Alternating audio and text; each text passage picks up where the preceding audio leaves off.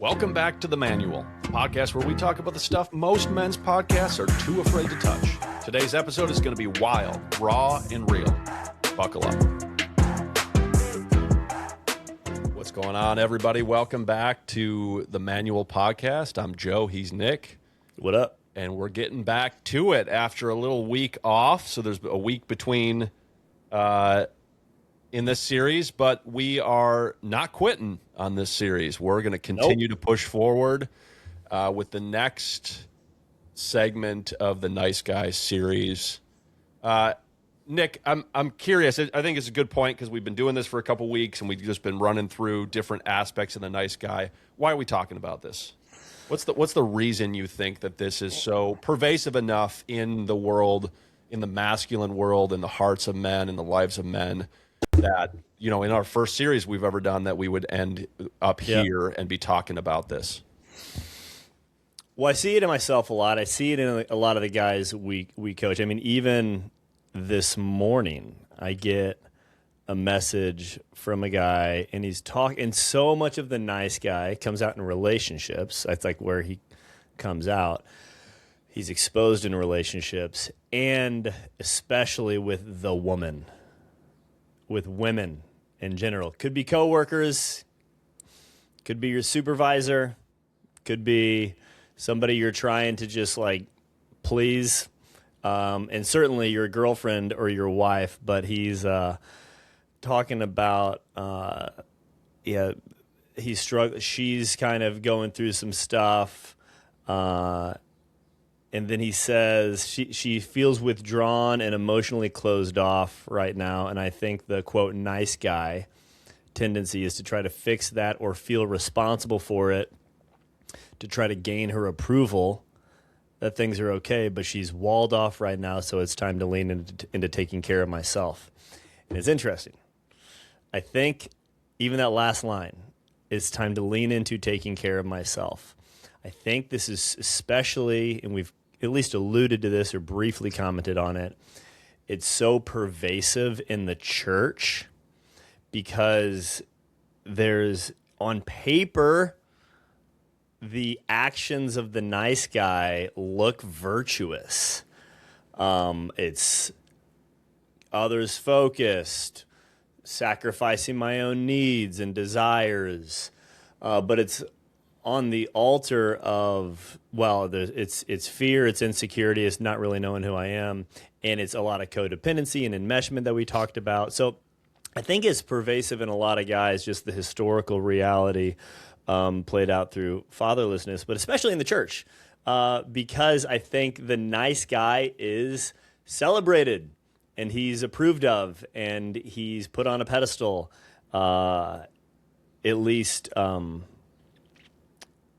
the poster of it. Does that make sense? Yeah, and it creates, I think, a fallacy in the competition between two things that are true: to take care of myself and to take care of you, right? And I mean, I've experienced this so much in my own relationship through the process of emotional differentiation, which we've talked about before in other episodes, like the ability for you, my wife, to not be okay, and for me to stay okay, to not come down with you in order to feel like I'm solving the problem, or for you to feel like I'm in it with you. Like, I can be okay and you cannot be okay, and vice versa. When I'm not okay, that doesn't mean your life has to suck, or that you have to become emotionally dysregulated. Actually, it's way more effective for this whole thing to work and for us to build a productive machine that when I'm not okay, that you are doing fine.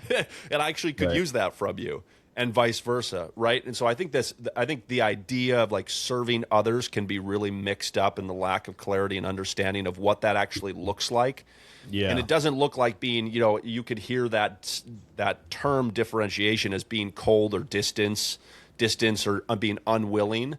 And oftentimes that, I think, can be blamed for, like a husband who might stonewall, or a husband who might emotionally shut down or become rigid or demean his wife's emotions, or vice versa, when someone is not doing well in the context of the relationship.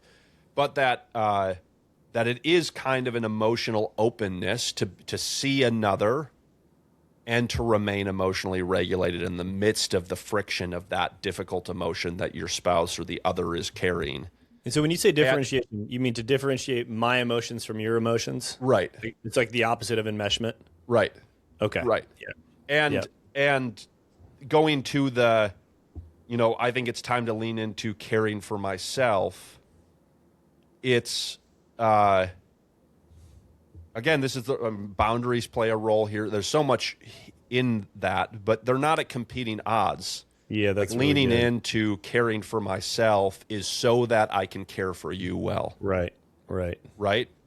And finding ways and in communication and building a rhythm of life so that I can make self-care routine and consistent Yeah. and dependable is Yeah. a form of caring for your wife or caring for another, of like, I'm going to go work out every day at this time. Well, that at the beginning might be inconvenient, but in the long run becomes dependability. Right. Becomes routine that I can plan for, that I can expect, that I can rely on, Right. et cetera. And so some of those early hard conversations of navigating the friction of just the practicality of life, in addition to something like this, where it's like one of you is going through a really hard time, it's like, well, then what do I fall back on? And if the only thing you have to fall back on is sort of the warm gray shell of your nice guy persona, that there's nothing that's holding that up, is like you become a puddle. You become thrown away by the waves of the turbulence of another's unwellness. Yeah. If that makes sense. Yeah. And your wife doesn't need that for, like, I think the point we're trying to make is like the last thing she needs from you is to go back to that place, because it doesn't offer her strength. It doesn't offer her the ability Right. to create space to be unwell. It doesn't offer the ability. It feels in the moment like you're just doing what she wants. Well, I guess I'll just do what you want then, right? But that's not actually what's happening. What you're doing is you are just basically talking to the emotion and saying, like, okay, I'll appease whatever you want, emotion, and give you whatever you want in this moment. But emotions are not rational Right. faculties, right? They are reactive. They're trying to solve problems largely that are interpreted through the lens of safety. And because we misunderstand that and have misunderstand that, again, going back to the whole idea of nice guy in childhood, oftentimes we find ourselves playing out those old scripts of like just being reflexively emotional to the negative emotion we're receiving, which makes everybody more emotional and rarely fixes the problem. And Yeah, so and he's doing it in order that he can feel okay. It really is selfish. Like even the seemingly selfless actions of, I want to make sure you're okay, it's because unless she's okay, he won't be okay. Right. Yeah. Right. Which is a good indication. And we talked about this, I think, last time or maybe 2 times ago. Like when you throw off your boundaries, or when you overhelp, if you will. I don't think that's the word I want to use, but I'll just put that when you go beyond what you ought to do to serve another. Resentment oftentimes follows, rather than both parties feeling resolved, like that's what needed to happen. Maybe not in the moments after, but in the long term, like, wow, that was the right way to handle that situation.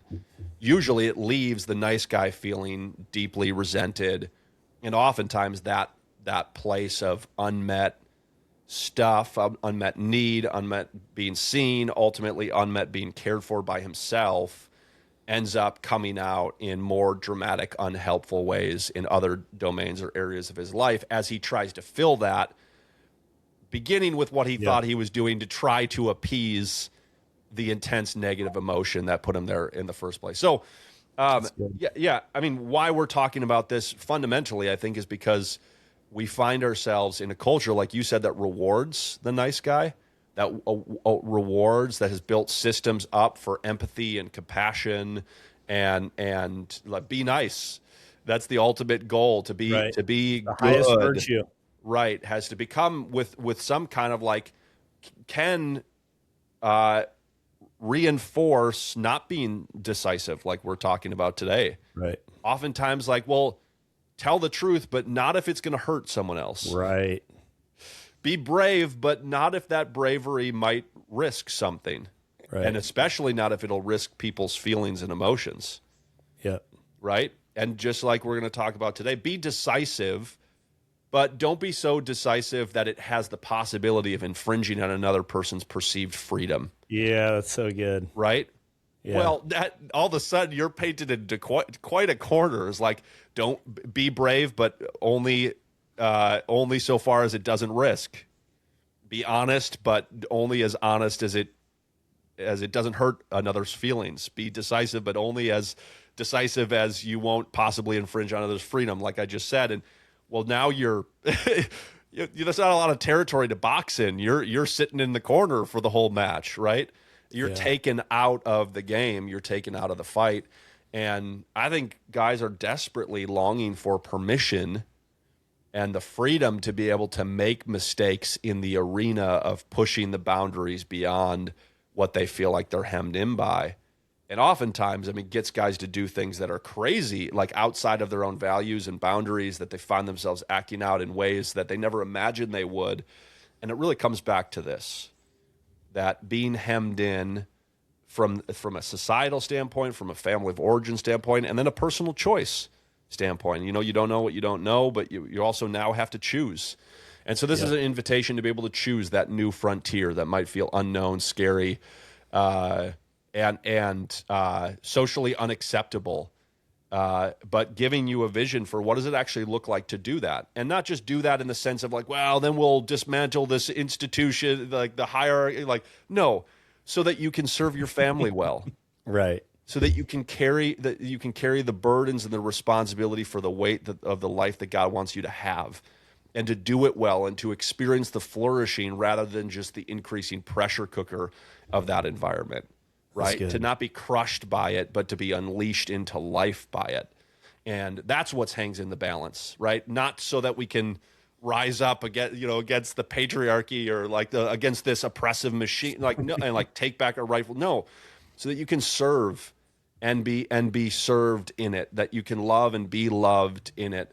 That's the goal. That's the goal here. So today we're talking about decisiveness again. Fundamentally, we believe that nice guys don't struggle with insight, right? They struggle with choosing, with making a choice. Honesty, we talked about, is telling the truth. Bravery is acting on the truth. Decisiveness is making choices without apology. It's choosing a direction and then not wavering in that choice. Well, should I have gone down this road? Well, somebody else told me I should have, after 10 minutes after I made the decision, so maybe I should reverse course, right? And it's not being stupid, but it's being decisive. And we talked about that framework last time of, the 5-second or the 3-second rule. Yeah. 3, 2, 1, act. Make a choice, right? Stop getting spun up in analysis. Nick, you have... I think it's helpful at this juncture of the idea of prudence and the role that prudence plays in this sort of decisiveness narrative. I wonder if you could share that. Sure.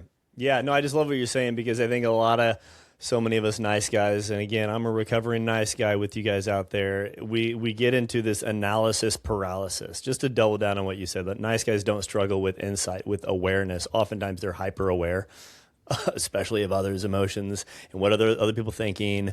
They struggle with choosing. So it could be something. And last time we talked about bravery. Yes, this week we're just talking about being decisive. That could be you are with a group of people, and you might be the one that's for some reason is in charge of deciding where you're going to lunch. The nice guy is thinking, what do they want? I'm pretty sure that person's vegan. I'm pretty sure they don't struggle with awareness and insight. They struggle with choosing and being decisive. And this is where the virtue of prudence comes into play. And colloquially, well, we've missed a lot of different words. Another word, like if I tell you, Joe, let me just ask you this, and I'll get into prudence. If I tell you, hey, can you please peruse this piece that I wrote? What would you think that means? Peruse. Read through, analyze, give feedback on. That's actually more accurate. Most people say, hey, I perused this. I perused this magazine. Yeah. They typically mean, I just kind of read through it quickly and just sort like of speed read it. Yeah. Exactly. To peruse means to thoroughly read through something, to dissect it. And we just, for some reason, we go a different, over time, words develop different meaning. But the virtue of prudence, and it has always been known as the prince of all virtues. It is arguably, according to the Aristotles and the Socrates, and then Aquinas would say this, it is the prince of all virtues. It's the highest virtue. Why? Not because what we think of prudence as is an ability to make the right decision. And there's an element of that, but that's more wisdom and understanding. But when someone tells you to be prudent, typically we think, oh, I should kind of wait. I should think through stuff more. No. The virtue of prudence, y'all look it up, historically, has always been the ability to make a decision. To make a decision. That is why, every other virtue without the virtue of prudence simply remains theoretical. It simply remains inside of you.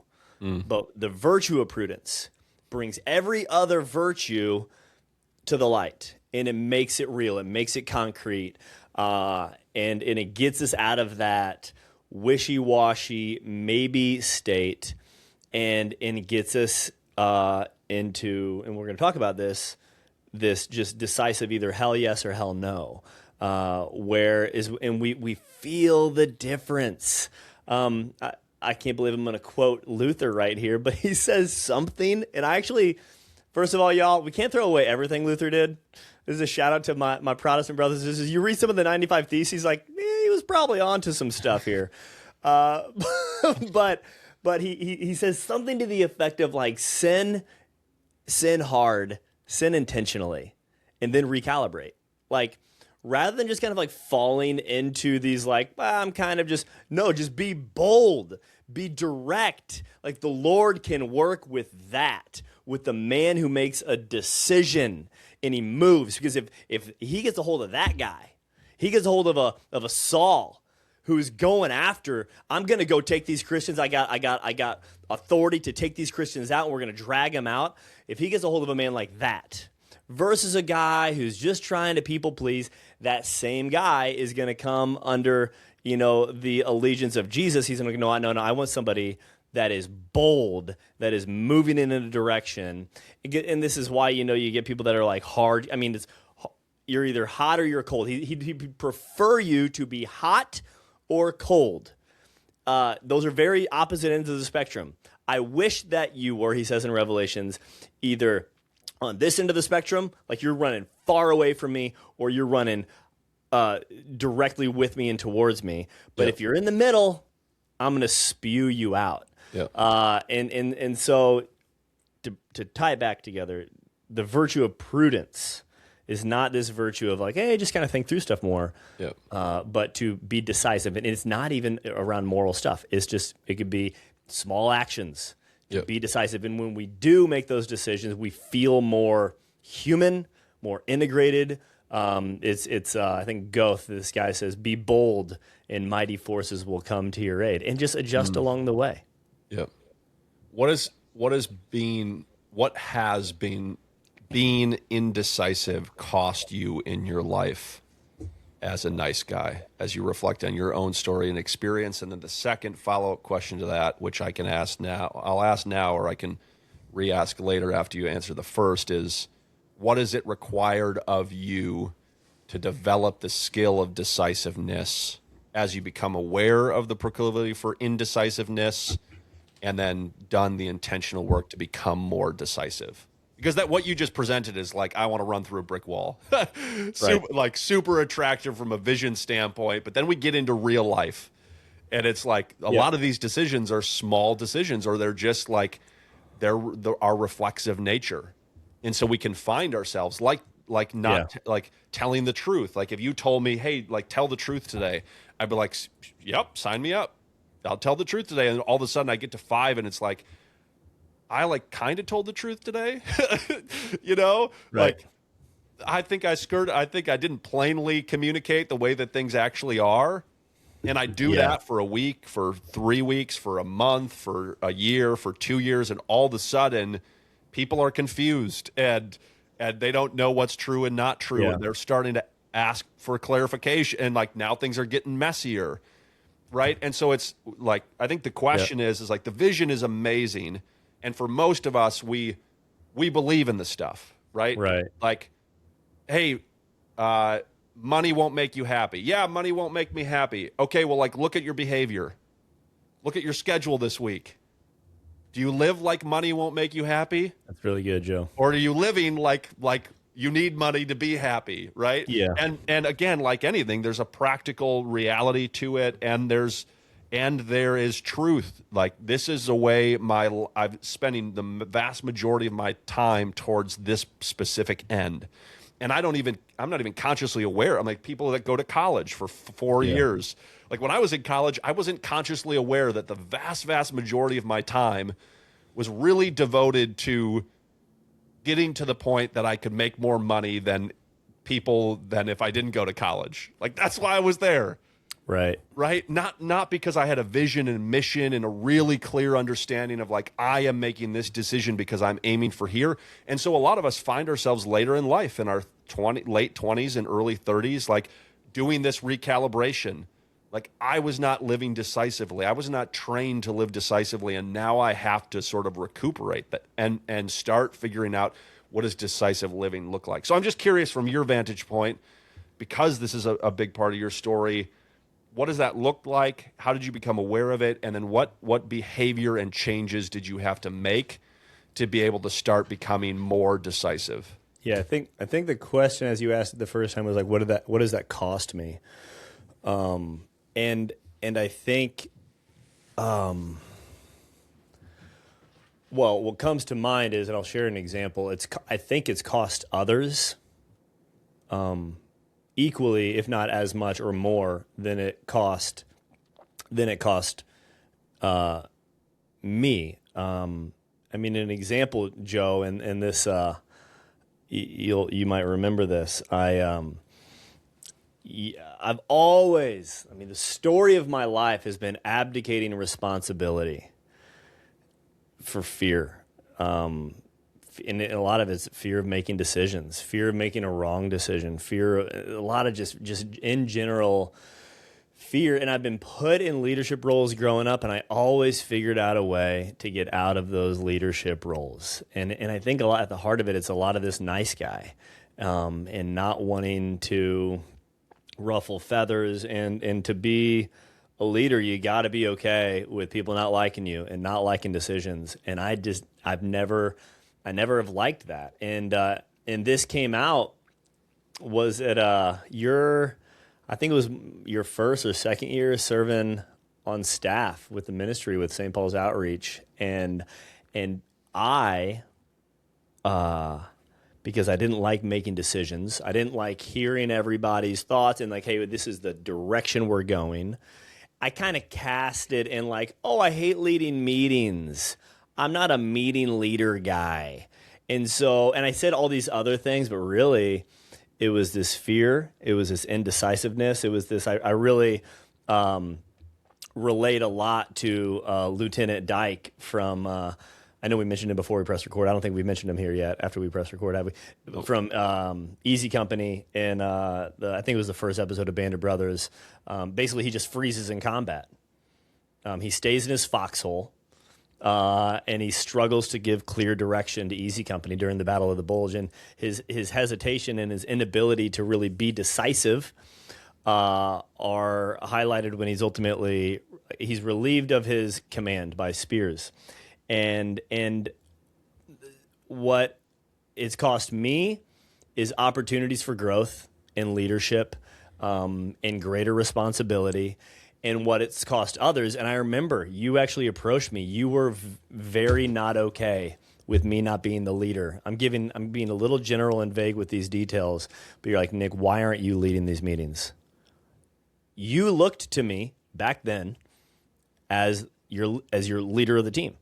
And you and I'd be interested in, maybe you have more thoughts on this and what you experienced. You're like, I'm looking to you, Nick. Why aren't you the one driving this? And my fear and my indecisiveness, I think, affected you and others in a way, because I don't think we realize how much we affect other people. Mm-hmm. And I in a way, I mean, it's not that I let you down or others down, but In a way, there was an allegiance you had to me, and you were waiting for me to lead. Yep. And I didn't, and that affected you and others. And I, especially as I think about that, I'm like, all this stuff really comes out when you start having kids. Like, you can't give what you don't have. And then we start pleasing our kids, and then that's a whole nother topic. But yes, I think it's led to lack of, and I cloak it in all this, like, I don't want to, I want to kind of stay invisible from the national level of leadership and roles because I really want to be boots on the ground. And there's some truth to that, but it just gets, it's a mask, really, because of a fear of being a leader and being decisive and making bold moves. Yep. And what's the second question is then, what has it required of you to become more decisive? And where would you, I mean, in reflecting on that, where would you say you're at in that? I mean, you brought up an example from, what, 15 years, it's 10 years ago, 12 years ago, something like that. So where do you find yourself today in this exercising decisiveness? Because, I mean, that's one of the realities of any of our, call it shadow or false self, like, it tends to hang around for a while. Mm-hmm. Like, the work isn't like, well, I'll just work on this for a month and then we'll be good. It's like, it's still there, especially when it comes to pivotal or bigger decisions, or when it comes to similar things that are familiar to, the subconscious brain as related to things like that in the past. So where do you notice it today, and where would you say it's at? And what is it like for you as you call yourself a recovering nice guy, to develop and grow in your capacity to make decisions? Yeah. I mean, again, we mentioned this before, but it's helpful for those that are really close to you to know that what you're working on here. If you guys are trying to really grow in recovering from the nice guy syndrome, it's helpful for those that know you, that are close, that can support you, that can encourage you, that can even call you out in a good way on, hey, are you being nice? And certainly if you're married, your spouse is one of those. I don't know if I've mentioned this in this series yet, but I tell the story of when I basically just messed up again. I drank and I just acted out, and the next day I told Teresa that. Have I told that story? Nope. Where I'm sitting here and I'm like tail between my legs. I'm just like shame, and I gotta tell her what I did last night. And I'm not drinking. I'm not looking. Obviously, I'm not looking at porn at this time in my life. But I'm hiding stuff. And I shared with her the night before. I said, last night I drank, I hid, and it was like, in the context, it was like one after another thing. It was like another thing I effed up again. And I shared it with her, and I'm just feeling like the sin of Adam, which is passivity, disengagement. I'm living in my shame, and we're sitting in our breakfast nook. And I just want her, like the nice guy, and the fear and the shame is just like completely possessing me. I'm like waiting for her to make a decision. I'm like, I'm an idiot. I don't know what I'm doing. Of course I messed up again. This is just par for the course. And we get to a point where because part of her wants to grasp, wants to control the situation. Here's what we need to do. But she resisted that temptation, you could say, and she said, Nick, I really need you to lead us right now. And this is in a place where I'm like, that's the last thing I want to do. Yeah. I just want you to tell me what to do, and I'm like, great, I'll do that. Whatever it is, whatever you say, I'll do that, because that's safe. It's easier. If you make the decision, and I'll execute. And she says, Nick, I need you to lead. And I'm thinking, shit. And I said, okay, let's stand up. And she's like, okay. I said, let's go to the living room. And she says, okay. And she's following me, like literally walking behind me. And I'm thinking as I'm walking, shit. What am I, like, what's the next thing? I don't know what I'm going to do. But and so we get to the living room. By the time we get to the living room, I just start saying, hey, I just threw out a plan. Here's what I think is going to be helpful. Here's what I think needs to happen. And was it the perfect plan? Absolutely not. I don't even remember the plan, but I remember I said something, and I guarantee you she could have come up with a much better solution. But she said, okay, let's do that. I'm in. And I think that's just a great that's kind of like an icon. That scene is a picture of like just we get frozen in paralysis, especially when we mess up, or especially when we just feel incompetent or we don't know what we're doing. But a little bit of action, just making a movement, making a decision. I'm going to move.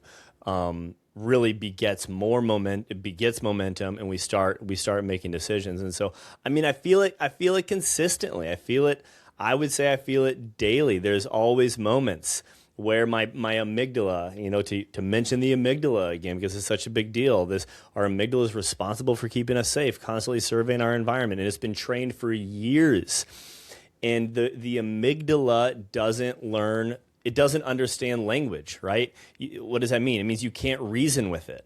How does it learn? It learns through behavior. And so we have a nice guy amygdala that takes time to retrain it, and it's retrained and rewired through making decisions, through action, through small things. And so, yeah, still have the fear, and it could be, it's a lot of times with work, you have a negative appraisal of like, I don't want to do that, or even in a conversation, we're in a group conversation, and one thing that I'm aware of, I think this is true for everybody. It's helpful if you're in a group meeting, or if you're in a meeting, just talk early. Say something, express an opinion soon. Just get out. Because if you get on the dance floor, you're at least out there moving. Where if you don't, you'll just stay on the sidelines. And so I know for me that's really important to express an opinion, to say something soon. Because if I don't, I can easily just stay on the back burner, or in my safety zone. Yep. Yeah, I mean, and you're kind of describing, I mean, the slow sort of, any of these small actions done once won't kill a man or disable a man, but these things tend to snowball. And so the more of my movement is geared towards this type of passivity and lacking decisiveness in action and choice, even if that action is like, no, I'm not going to make a decision right now, right, is a fair decision. Right. But that decision isn't maybe. Well, maybe, let me think about it. Like, I don't know right now. Yeah. It's like, I mean, decisiveness doesn't have to always look like yes. And we'll talk about that when we talk about a couple of tools that, if decisiveness is an issue for it, in just a second, that you can practice. But that idea of it snowballs to the point of becoming a man who doesn't choose or who is indecisive. And really what you just laid out, especially as it like connected to an emotional state that's familiar to you, connected to a familiar identity of being a man who is incapable, who needs to be led in those moments, who is incapable of making choices because of the weight of what he feels. And a really incredible example of like that shifting perspective of, no, even in this place, I can be a man who chooses. Yep. Even if the choice isn't the world's best strategy. Right. It's actually more important, it sounds like, in that situation, that in the long run, that you chose than if you had gone along with what you were ordered to do, or what was given to you, what was handed to you, what was directed to you. And in the beautiful wisdom of your wife, she knew that in that moment, that is like, I think it's more important that he leads and chooses, sort of the consequence, versus me to give him the consequence out of my anger or frustration or desire to control or anxiety or whatever it is. That's right. That he needs to lead his own consequence, because I can't have a man who I own and run his and control his life for him. That doesn't represent safety. And again, I think this goes back to what we were talking about at the beginning, is like, ultimate safety is being able to know and trust that your partner has dominion and authority over their own life and has chosen to give it away to you. Not that they're out of control and don't have what it takes and don't have what it requires, and so gives it to you to control it for them, right? Which is oftentimes what we do in relationships with parts of us that don't work, is like, actually, could you like handle this? Because this don't function right? Yeah. And there's an element to like strengths and weaknesses, and where are you better at, like planning or keeping the family count? Sure, great. But like, to be totally ineffectual in a domain and then to rely on your spouse to do all of it, isn't your wife or your husband leading in that arena. It's them compensating for you in that arena. Right. And that doesn't actually long term lead to wholeness or holiness. It doesn't lead to a life of integration. It ultimately leads to a life of coping, oftentimes for both parties, as you build something of this mutually dependent relationship in order to make up for the lack that you both live in. Yeah. And so I just to tie the connection between what you just shared, the lack of decisiveness, to the identity of indecision. I'm a man who struggles to choose, and the importance of as you build experiences like this, to be able to reconcile with yourself, like you said, in all these small moments throughout the day. Of I am a man who chooses, and then Yeah. to be able to create momentum through movement, right? Like, okay, we need to make a choice. We need to make a choice. We need to make a choice. And then to build rhythms and systems in your life. And I think this has helped me a ton personally, is to have frameworks for making decisions. What do I need to, because I have been Yeah. impulsive in my life, is like, well, what do I need to know? Whose insight do I need to gather? Like, Yeah. and to be decisive about that is like, well, I'm not gonna avoid doing that for 3 weeks. I'm gonna call them right now.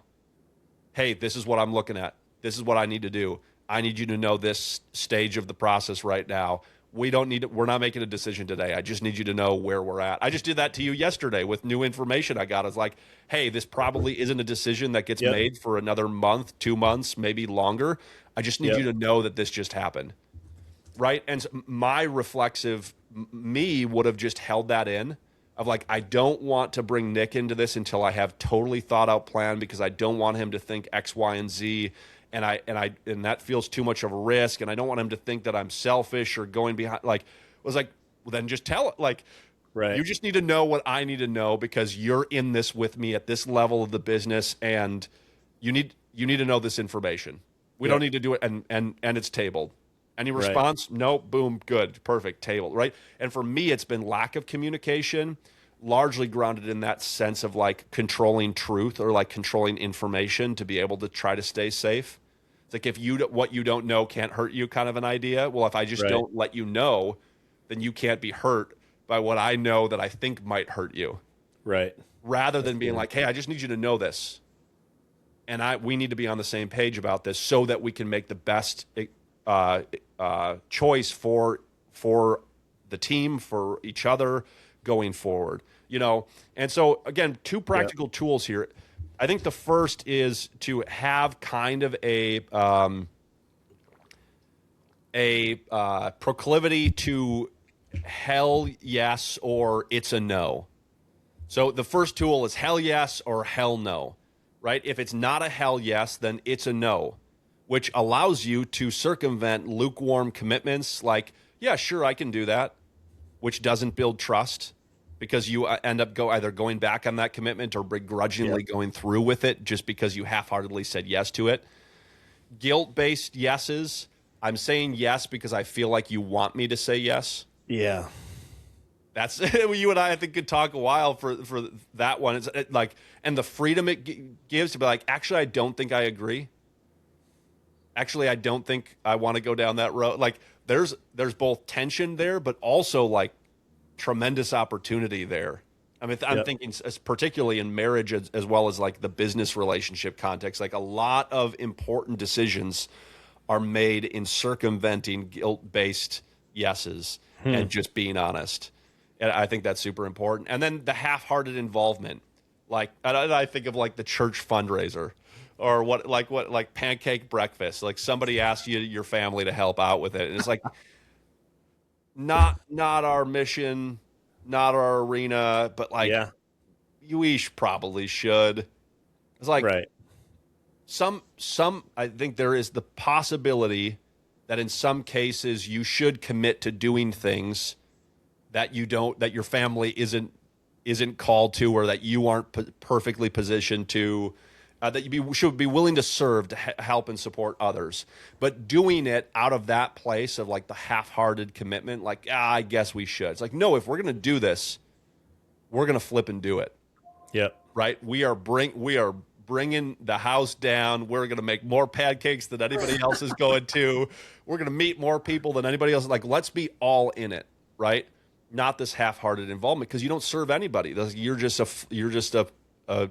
wallflower, a fly on the wall, just passing through, and it becomes, your activity in that place does become kind of a waste because you become ineffectual because your heart isn't in it. So every maybe drains you, and every no or yes strengthens you. Right? So having that reflexive, Yeah. if it's not a hell yes, then it's a no. Yeah. No, I'm not ready to make that decision. No, I don't want to do that. Right? It's Yeah. not a maybe, I'll think about it. It's a no, not right now, but if my mind changes, I'll let you know. No, I can't get coffee next week. If I have some free time in the future, I'll let you know. Right? I mean, Brene Brown talks about this as like so many, one of the biggest ways we create mistrust in relationships is that at the end, well, the example she gives it, at the end of lunch with somebody, they're like, hey, we should get together again soon. And you're like, yeah, sure, maybe that would be great. I With know. no intention to actually know. get together with them in the future.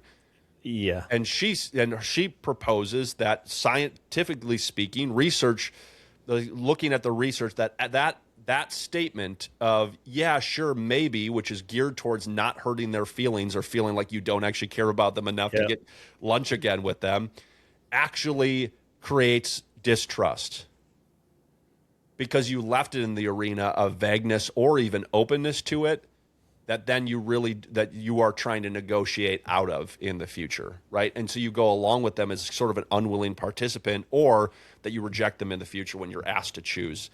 And when you're forced to decide. Right. And so it'd be better, for the purpose of building trust in relationships, that you just say, actually, this has been great, but I don't think there's a need for us to have lunch in the future. Yep. Like that, you and I are both holding a lot. Whatever your reason, like, just tell the truth. Like, I don't have time. right. Like, And I won't in the next year. right. That's hard. Yeah. There's an open loop right now I have with the guy. Yep. I just haven't responded. Yep. Or I've actually responded part of his text, but not the other part that he said, we need to get together soon. Yep. All we have is time. I don't want to make time for this. Right. That's hard. Right. Yeah. I feel called out. The other rule sounds kind of opposite, but you can deploy these tools in different scenarios. It's the 51% rule. If you are 51% in favor, choose it. Go for it fully, full send. What's an example? You're starting to think about your summer vacation. You're leading the family. You're like, well, I think maybe Estes Park is kind of where I'm leaning. And yeah, get some consensus, maybe bring the kids into it. But at the end of the day, if you are 51%, if you are erring on one thing over another, don't wait for clarity. Don't wait for 100% certainty and confidence. The confidence will come, as we've been saying, with the commitment when you decide, and then just go. Don't second guess. Don't think when you're there, oh, we could have been over. Full send it. So the 51% full send, if you're thinking through something and you're like, I got a bunch of goods. We got a bunch of goods here. Which one are you? And a lot of times it's just trusting your gut. So question is for you guys right now, what is something you might be waiting for 100% clarity on? Could be thinking through a job situation. Could be thinking through even asking a girl out. Where are you waiting for clarity? If you are a little over 50%, go for it. Yep. Full send. Yep. And that confidence, that decision, that decisiveness, that action, that's what strengthens you. Yep. Again, Versus like keeping all these things, they're on a pendulum, right? So you're indecisive and you live on this side of the pendulum, right? And the temptation is to feel like, well, I want to figure out how to be perfectly prudent, right? And it's going back to the heretical Martin Luther quote you threw out earlier, as like sin hard and then recalibrate. As like the pendulum has to swing, and it is human nature to overcorrect, right? And so I think there's a role for us to play in no, I need to be absolute in this. If I'm going to make progress, I have to become more inflexible and to have issues in relationships with my inflexibility because of how flexible I've been or how malleable or how indecisive I've been, that I'm just going to start choosing, and I'm going to let them know that I'm going to start choosing. And if that causes friction or issues, okay, let me know. But this is what I'm trying to develop. And like you said, of bringing the most important domains of spheres of influence, the most important relationships in your life into this work so that they can be in it with you and be aware of Right. like when you start making decisions, you aren't all of a sudden an a-hole, that you Right. are doing this intentionally to become an integrated man when it comes to decisiveness. So nice guys keep backup plans, escape routes, emotional exits. Commitment builds identity. Failure isn't fatal, it's data. And the key line here is there are no bad decisions, only aligned ones or opportunities to learn, right? That recalibration, like that didn't get me where I wanted to go. But you learn nothing from staying on the sidelines and waiting till tomorrow to make the decision or letting somebody else So choose. good. All you So good. learned is letting other, like, well, I just let others choose again. I'll Yep. just let others choose again. And you sit on the sidelines again Play and it again and safe. again. So what escape hatch do you need to close? What do you need to cut off? And then also for your consideration today is what decision am I avoiding? Choose one and make the call, send the text, set the boundary. No delay, no permission, no apology. Decisiveness builds peace. Peace does not build decisiveness. Come on. Stop waiting for safety in order to choose to be decisive. Be decisive and Read it. build safety and peace for you and those that are most important for you. We're grateful for you. We love you. Looking forward to seeing you again on the manual sometime in the near future. You can always visit our website, get in contact with us at thefreedomgroup.co, thefreedomgroup.co. We'll see you. Peace.